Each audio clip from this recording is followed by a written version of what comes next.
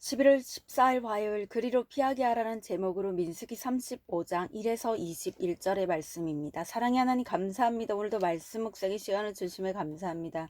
이 시간을 통하여서 하나님의 말씀이 들리고 복음이 들리기 원합니다. 구속사의 말씀이 깨달아질 수 있는 은혜를 주시옵소서. 말씀대로 믿고 살고 누리 인생이 되게 하시고 이 시간도 우리와 함께 하옵소서. 감사드렸고 예수님의 거룩하신 이름으로 기도드립니다. 아멘. 본문의 말씀입니다.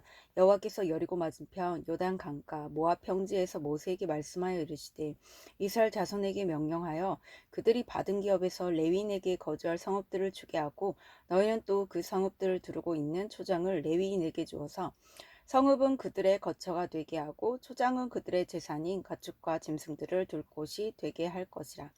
너희가 레위인에게 줄 성읍들의 들은 성벽에서부터 밖으로 사방 1000규빗이라. 성을 중앙에 두고 성밖 동쪽으로 2000규빗, 남쪽으로 2000규빗, 서쪽으로 2000규빗, 북쪽으로 2000규빗을 측량할지니 이는 그들의 성읍의 들이며 너희가 레위인에게 줄 성읍은 살인자들이 피하게 할 도피성으로 6성읍이요 그 외에 42성읍이라.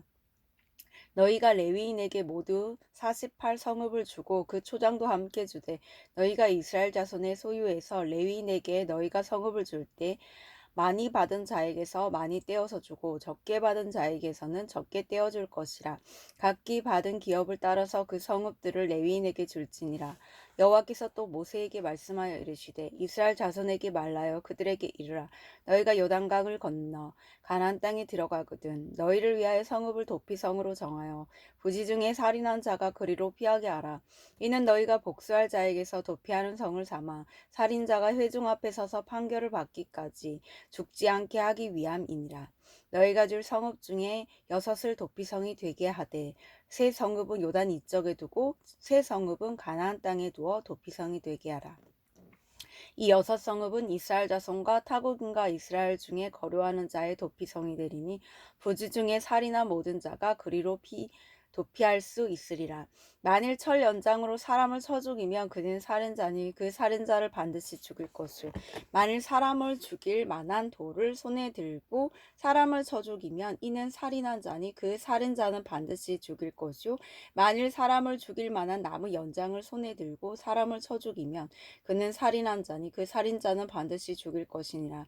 피를 보복하는 자는 그 살인한 자를 자신이 죽일 것이니 그를 만나면 죽일 것이요 만일 미워하는 까닭에 밀쳐 죽이거나 기회를 엿보아 무엇을 던져 죽이거나 아기를 가지고 손으로 쳐 죽이면 그 친자는 반드시 죽일 것이니 이는 살인하였음이라. 피를 보복하는 자는 살인자를 만나면 죽일 것이니라. 아멘. 본문 요약입니다. 하나님이 이스라엘 자손이 받은 기업 중에서 48개의 성읍과 그 둘레의 초장을 레위인들에게 주라고 명하십니다. 또한 부지 중에 살인한 자가 복수자에게 죽임을 당하지 않도록 6성읍을 도피성으로 정하라고 하십니다. 그러나 고의로 살인한 자는 반드시 죽이라고 하십니다. 도움말입니다. 규빗은 길이의 단위이고 성인의 팔꿈치에서 중지까지의 길이로 약 45cm입니다. 도피성은 과실로 사람을 죽인 자를 복수자로부터 보호하고자 만든 성읍입니다. 오늘의 중보기도입니다. 상처를 준 배우자를 내 힘으로는 용서할 수 없사오니 도피성이 진 예수께로 나아가 내 죄를 보게 하옵소서. 아멘. 본문 해설입니다. 첫 번째, 레위인에게 줄 성읍 1에서 8절의 내용입니다. 레위인의 기업은 하나님이시므로 그들은 다른 지파와 달리 땅을 분배받지 않습니다.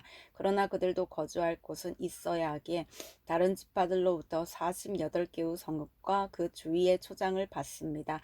이에 각 지파는 하나님의 명령대로 자신들이 받은 기업의 크기에 따라 레위인이 거주할 성읍과 초장을 제공합니다. 이것은 모든 기업이 주님의 소유라는 이스라엘 백성의 고백입니다. 이로써 그들은 레위인을 통해 주의 말씀을 들을 수 있는 복을 받습니다. 적용 질문입니다. 하나님이 내게 허락하신 재정과 시간을 말씀대로 사용할 때 주께서 주신 유익은 무엇입니까? 두 번째, 6을 도피성에 되게 하라. 9에서 15절의 내용입니다. 하나님이 레위인에게 줄 성읍 외에 요단 동편의 3개, 가나안 땅의 3개의 성읍을 도피성이 되게 하십니다. 이는 부지 중에 살인한 사람이 복수를 당해 죽지 않도록 그리로 피할 수 있게 하신 것입니다. 하나님은 이로써 한 사람의 생명을 얼마나 소중히 여기는지 알려주십니다. 아울러 죄악에 대한 심판이 하나님께 있음을 기억하게 하십니다. 정의를 외치며 다른 사람을 정죄하는 것으로는 구원을 얻지 못합니다. 하지만 내 죄를 인정하고 죽게 피하면 살 수 있습니다. 적용 질문입니다. 내가 예수께 나아가 회개해야 할 부지 중에 지은 죄는 무엇입니까? 세 번째, 살인자를 반드시 죽일 것이니라. 16에서 21절의 내용입니다. 도피성 제도는 고의로 사람을 죽인 사람에게는 적용되지 않습니다. 살인을 가지고 타인의 생명을 빼앗은 자는 자기 생명으로 그 죄값을 치러야 했습니다. 살인은 하나님의 형상을 파괴하는 심각한 죄악이기 때문입니다. 타인의 생명을 하찮게 여기는 것은 하나님을 멸시하는 악행입니다. 그러므로 성도는 사람의 생명이 예수께서 그분의 생명을 들여 구원하실 만큼 값진 것임을 기억하고 삶에서 적극적으로 생명 낳는 적용을 해야 합니다. 적용 질문입니다. 내가 적극적으로 용서하고 전도하며 섬겨야 할 영혼은 누구입니까? 오늘 기도하기는 저에게 주신 시간과 재정을 하나님의 뜻대로 사용하는 것이 가장 값지고 나를 살리는 일임을 고백합니다. 날마다 말씀으로 내 죄를 보며 도피성 되시는 예수께 나아가게 하옵소서. 그래서 용서하지 못할 사람이 없게 하시고 영혼 구원을 위해 저의 삶을 헌신하게 하옵소서.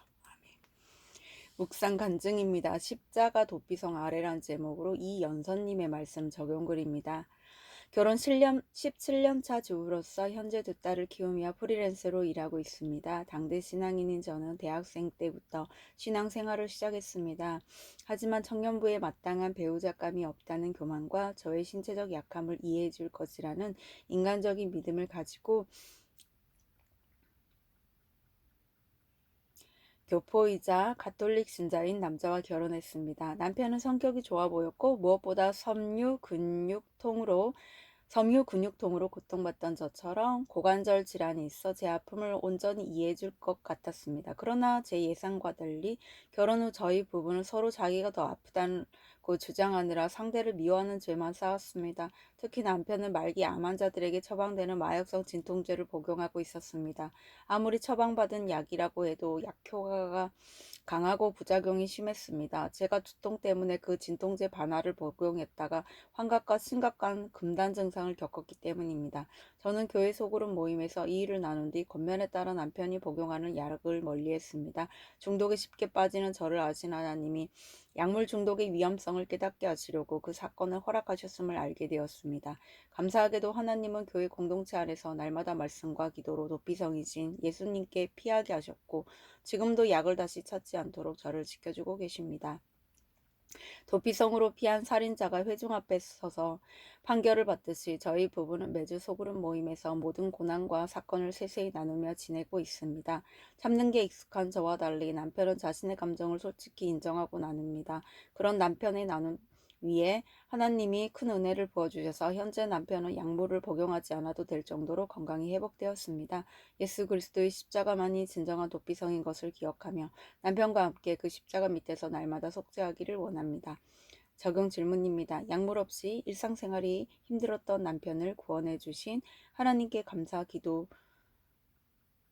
기도를 드리겠습니다. 하나님께 매일 감사 기도를 드리겠습니다. 외국에 거주하는 친구에게 큐티인을 보내고 저의 간증을 나누겠습니다. 입니다.